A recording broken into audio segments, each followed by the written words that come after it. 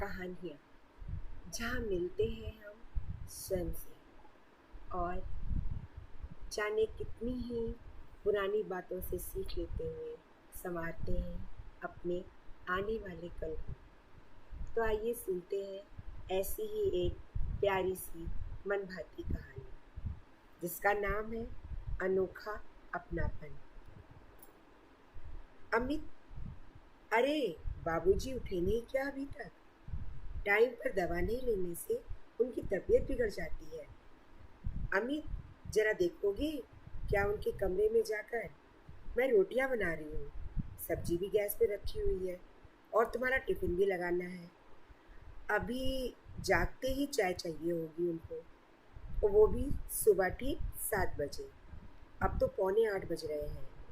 आज चाय चाय करते किचन तक आई भी नहीं अभी तक। आदित्य की बातें सुनते ही अमित को भी आश्चर्य हुआ। अरे, बाबूजी आज अभी तक उठे क्यों नहीं? वो तुरंत ही उनके कमरे में गया। बाबूजी भी बिस्तर पर ही थे, गहरी नींद में। अमित ने उन्हें आवाज दी, बाबूजी उठिए, 8 बजने को आए हैं।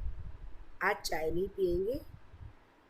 कोई जवाब न पाकर अमित ने उन्हें हिलाया और जगाने की कोशिश की, लेकिन उनके एकदम ठंडे पड़े शरीर के स्पर्श से वो चौंक गया और चीखा, आदिति, आदिति, इधर आओ जरा। देखो, बाबूजी उठ ही नहीं रहे हैं। रोटी बेलना छोड़ सब्जी की गैस बंद करके आदिति तेजी से बाबूजी के कमरे की तरफ भागी और बाबूजी को हिलाते हुए बार बार उन्हें पुकारने लगी। अमित को भी कुछ सूझ नहीं रहा था। बोला, आदिति, देखो ना, बाबूजी तो उठते ही नहीं है। आदिति ने भी बहुत कोशिश की, मगर बाबूजी नहीं जगे। उनकी आंखों से अश्रुधार बहने लगी। फिर खुद को सांत्वना देती हुई वह बोली, जरूर रात की दवाओं का असर हुआ होगा इन पर। शायद तभी गहरी नींद में है। ठहरो, मैं डॉक्टर को फोन करती हूँ। आदिति ने बाबूजी के रेगुलर डॉक्टर को फोन किया। हेलो डॉक्टर साहब, मैं गीता बोल रही हूँ। डॉक्टर बोली, हाँ गीता बोलो, बाबूजी तो ठीक है ना? अदिति, नहीं डॉक्टर साहब, बाबूजी तो उठ ही नहीं रहे। प्लीज़ आप जल्दी घर आ जाइए।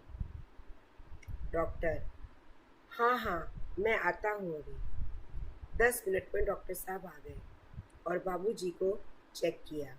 फिर अमित की पीठ पर सांत्वना की थपकी देते हुए बोले, आई एम सॉरी, सुबह सुबह ही डेथ हुई है। इनका बीपी ही इन पर भारी गुजरा। मैं अभी डेथ सर्टिफिकेट बनाकर देता हूँ। डॉक्टर की बात सुनकर अदिति हिचकियाँ ले लेकर रोने लगी। डॉक्टर ने उससे कहा, अरे गीता, जन्म मरण हमारे हाथ में थोड़े ही होता है। फिर उम्र भी तो हो गई थी इनकी, होनी को आखिर कौन टाल सकता है? फिर अमित की ओर देखते हुए बोले, मैं तो पहले ही कहता था, अच्छा ही हुआ कि तकलीफ से निजात पा गए। अल्जाइमर रोग बहुत ही तकलीफदेह होता है, खुद पेशेंट के लिए भी और उसके नाते रिश्तेदारों के लिए भी। डेथ सर्टिफिकेट पर उनका नाम क्या लिखूं?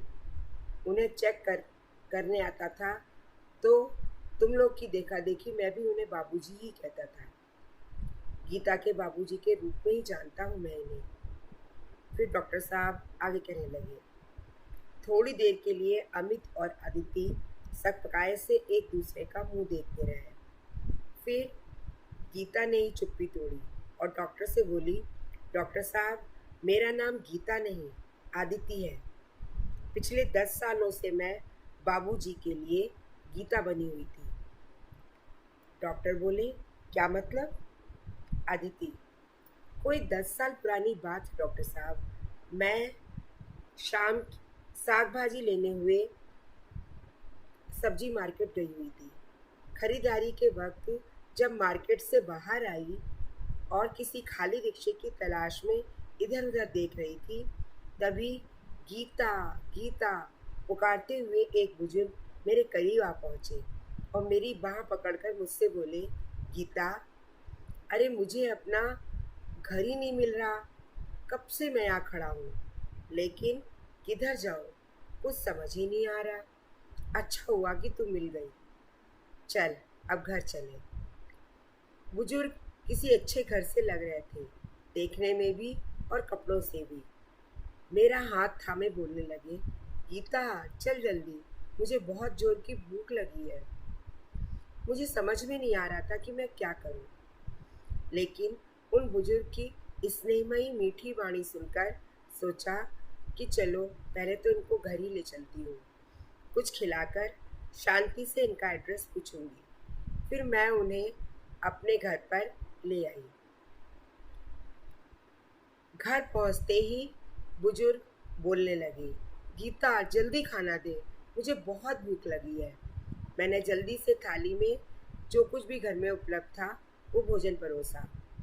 तो कई दिनों के उपवास से जैसे हुए तेजी से खाना खाने लगे और भरपेट भोजन के बाद जब मैंने उनसे पूछा, बाबूजी आप कहाँ रहते हो, क्या याद है आपको?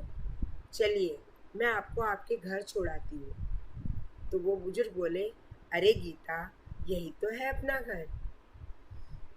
मुझे कुछ सूझ ही नहीं रहा था। फिर भी वे बाहर सोफे पर ही सो गए। शाम को जब अमित घर आए तो मैंने सारा किस्सा उन्हें बताया। फिर अमित के कहने पर ही हमने न्यूज़पेपर में गुमशुदा वाले पृष्ठ पर और टीवी के गुमशुदा वाले कार्यक्रम के माध्यम से इन बुजुर्ग का एड्रेस और इनके नाते रिश्तेदारों का पता लगाना प्रारंभ किया। अमित ने पुलिस थाने में जाकर बुजुर्ग की जानकारी दी। पुलिस ने कहा कुछ पता चलने पर आपको खबर कर देंगे, लेकिन तब तक बुजुर्ग को अपने घर पर ही रखिए और कोई दिक्कत हो तो उन्हें सरकारी वृद्धाश्रम अथवा अस्पताल में दाखिल करवा दीजिए। गीता, ओ गीता, पुकारते हुए मेरे आगे पीछे घुमा करते। गीता, आज भिंडी की सब्जी बना, बहुत मन कर रहा है। आज बेसन की भजे वाली कड़ी बना दे। आज तो हलवा खाने की इच्छा है। ऐसी फरमाइशें वो रोज ही क्या करते। उनकी बातें सुनकर और उनका अपनापन देखकर मेरा मन भर भर आता।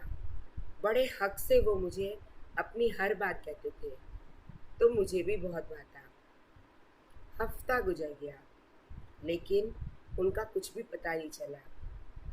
उनसे कोई भी हेल्प नहीं मिलती, लेकिन घर में रह रहे एक बुजुर्ग का अस्तित्व हमें बहुत अच्छा लगने लगा। उनके लिए कुछ करना हमें बहुत ही अच्छा लगता।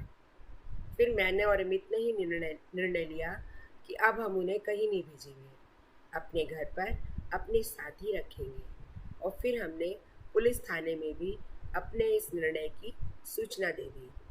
बस तभी से ये बुजुर्ग हमारे बाबूजी के रूप में हमारे साथ रहते थे। 10 बरस हो गए।